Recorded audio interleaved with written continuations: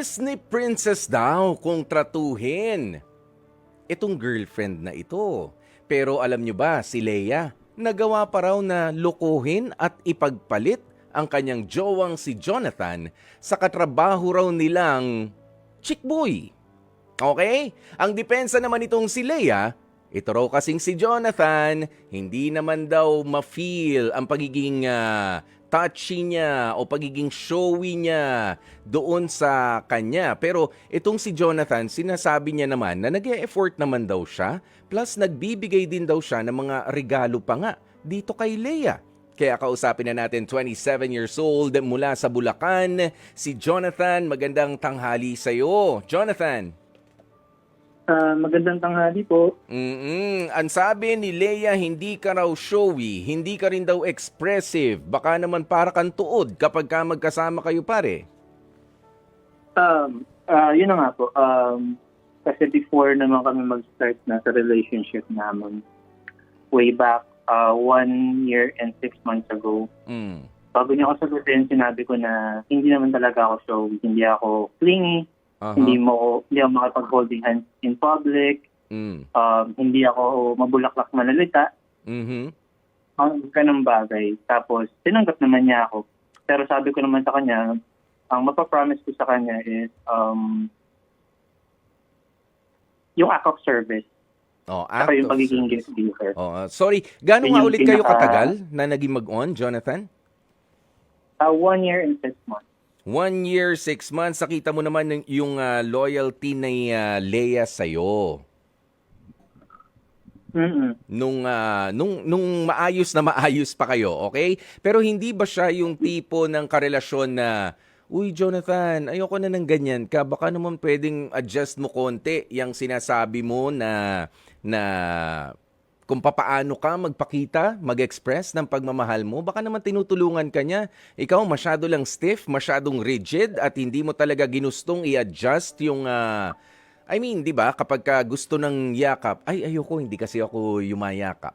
O kaya, akbayan mo naman ako, alam mo yung naglalambing na karelasyon, ayoko, baka may makakitang iba, baka kung ano pang isipin nila. Meron kasi mga ganon.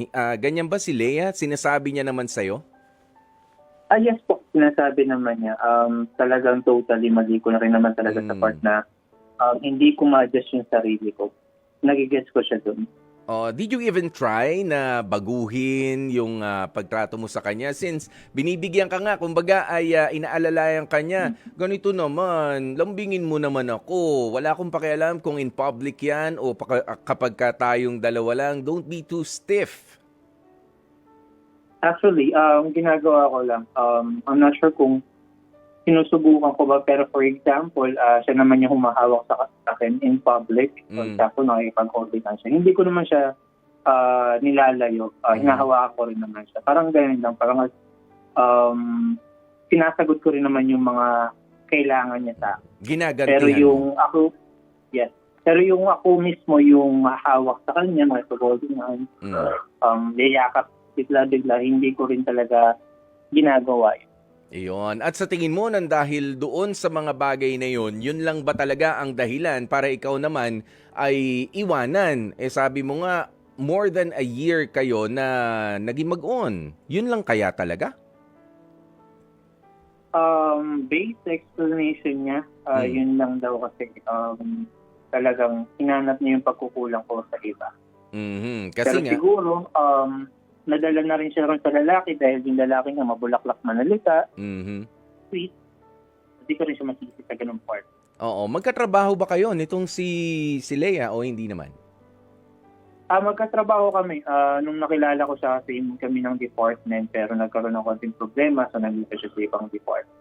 Ano kaya yung problema na yon? Hindi ba may kinalaman yan sa kanya, sa'yo? Anong problema ba nangyari? Hindi naman yun. Yung nalipat siya ng ibang department, it's all about the job itself, no? Parang bumagsak siya sa stats and nilipat siya sa ibang department. Okay. Inaalam ko lang kasi baka naman na, 'di ba? Baka merong record na nakikipagrelasyon itong si Leia na ganyan. Teka lang, hindi na kita pipigilan. Okay lang na iwanan ka na niya. Oo, kung ganun ha, kung ganun ang naging record niya. Kaya siya kinailangan lumipat na ng ibang department. Pero sabi mo nga ay ipinagpalit ka nito doon sa lalaking malikot o yung chick boy, yung kung kani-kanino. Paano mo naman nasabi yun? Alam mo ba, naging barkada mo ba? Sabi mo nga magkatrabaho kayo, natural kasing katrabaho mo rin yung lalaki. Ganun mo ba siya kakilala? Actually, si girl, hindi ko talaga naiisip na gagawin yun. Kahit natanongin namin tanongin ko lahat ng katrabaho ko, hindi nila din naiisip na gawin niya yun. Kaya hindi rin ako nung mga last month pa, may mga nagtatanong sa akin kung kamusta na ba ang relasyon namin. Nagtataka na rin ako bakit nagtatanong sila. Pero sinasabi ko okay lang. Kasi wala talaga ako idea na magagawa niya yun. So, ang nangyari, one of my friends, saka friend niya rin doon, ka-department niya, kinausap ako na sabi niya sa akin, hindi na raw niya kaya yung nakikita niya. Kaya kahit na kaibigan niya, sinabi niya. Okay. Tapos may mga iba pa akong kakilala doon na dati bago kami, maging kami, mga nakakainuman ko dati, nakikita din nila. So, confirmed. Pero ikaw ba, kinausap mo na itong si Leia about yung issues na ibinabato sa kanya? Yes, definitely kinausap ko naman siya. At anong sinabi niya? Pero, nung una, sinasabi niya firm daw siya na hindi niya ako niloko. So, nung kinausap ko siya, kunti pa lang naman yung mga araw na yun. Tapos, parang binabaliktad niya yung usapan, inalam niya muna, ano bang nalalaman mo? Yan muna sabihin mo sa akin. Tapos, siyempre ako, yung mga nalalaman ko, ayoko rin namang madama yung mga nagsabi sa akin kasi tumulang ko din naman. So, hindi ko na sinabi yung mga nalalaman ko. Okay. Pero may mga nabasa din naman ako. In short, kino-confirm niya ba o hindi?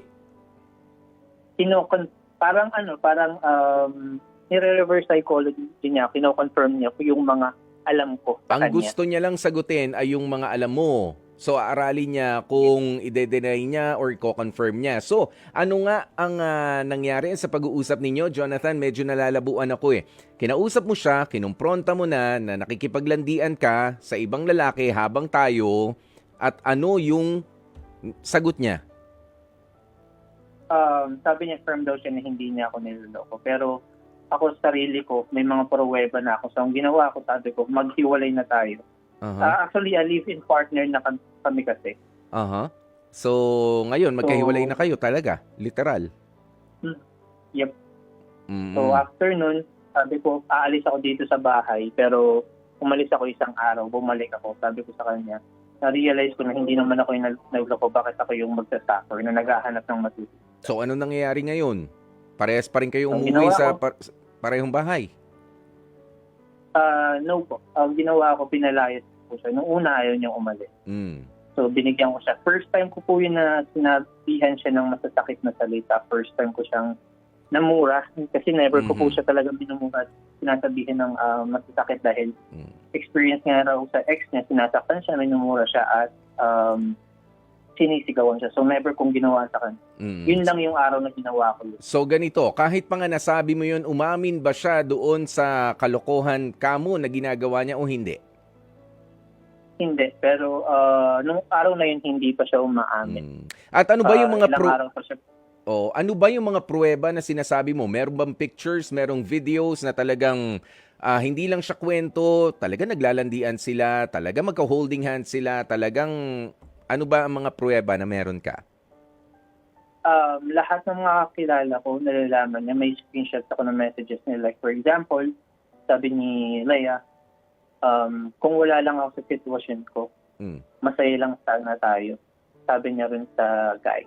Sa lalaki. So, yung sitwasyon na yun, ibig sabihin yung magka-listen kami sa isang bahay. Tapos, nagsasama daw sila, nakikita ng mga katrabaho ka-department ko, saka ng mga ka-department na nakilala ko. Kapag nakalive ako, nandun sila sa smoking area. So, hindi ko alam yung mga ginagawa niya. So, na-confirm ko lahat at sabi ko sa kanya, kasi never ko hinawakan din yung cellphone niya dahil malakas nga yung tiwala ko sa kanya. So, sabi ko sa kanya, for the first time, kukunin ko yung cellphone mo, kailangan ko mabasa yung conversation. Okay. At napatunayan mo nga na meron talaga. Binura niya, hindi mo na nabasa? Yes, sa harapan ko mismo binura niya ang conversation. Okay. Sige, ganito ha. Nasa linya natin ngayon si Jonalyn ng Laguna para sa kanyang astig advice. Ano ba maibibigay ni Jonalyn sa'yo? Jonalyn, magandang tanghali. Magandang tanghali po. Anong astig advice mo para kay Jonathan? Ang ma-advise ko lang talaga, sa tingin ko yung babae kasi talagang nakahanap na siya ng nung ibang guy na tingin ko hindi talaga siya totally na hiniwalay ang kanya na dahil lang doon sa mga simpleng rason niya. Tingin ko talaga na in love yun dun sa lalaking yun. Kasi sabi mo, katrabaho rin eh. Lagi mo kasama yung dalawa. Siguro yung mga hindi niya nakikita sa'yo, nakita niya dun sa lalaki. Okay. Kaso siya rin naman yung, parang di rin naman yung kawalan sa'yo kung tutusin. Kasi, yung kwento mo, parang okay ka naman maging boyfriend, gano'n, naging honest naman sa kanya. So, talagang niya yun. Talaga yun, decision niya yun. Ibig sabihin, parang hinanapan na lang ng dahilan. Oo, ganun po. Parang ganun na lang, hinanapan na lang ng butas para makipaghiwalay. Umanap na lang yung dahilan para makipaghiwalay sa'yo. Oo. Maraming salamat sa iyo, Jonalyn ng Laguna. Narinig mo yun, Jonathan, ha? Yep. Na parang hinanapan ka na lang ng dahilan. Ito, basa lang tayo ng ilan sa mga Astig Advice, hashtag Astig Advice comments. Sabi ni Gail Enriquez, hiwalayan mo na yung manloloko mong girlfriend. Hirap ng pagkatiwalaan yan. Once a cheater, always a repeater. Ayan, at syempre, si Jomar Kakal, ang aking Astig Advice kay Jonathan, please know your worth. Ikaw ang makakapagsuri ng sitwasyon. Ikaw ang mas nakakakilala kay Leia. Para naman kay Leia, hindi ka marunong makontento. Kaya sa tingin ko, hindi mo deserve ang tulad ni Jonathan. Kaya it's time to heal and move forward. At sa pagkakataong ito, Jonathan, ano ba ang gusto mo namang mensahe na sabihin para kay Leia? Go ahead. Leia, alam mo naman siguro kasi before tayo mag-start, nangyari na rin sa akin yung panloloko. Naloko na ako bago mo ako niloko. Dahil doon, yung mga nakaraan, bago nga tayo mag-start sinabi ko sa'yo nakulong ako dahil ginantihan ko yung lalaking sabit ng ex ko.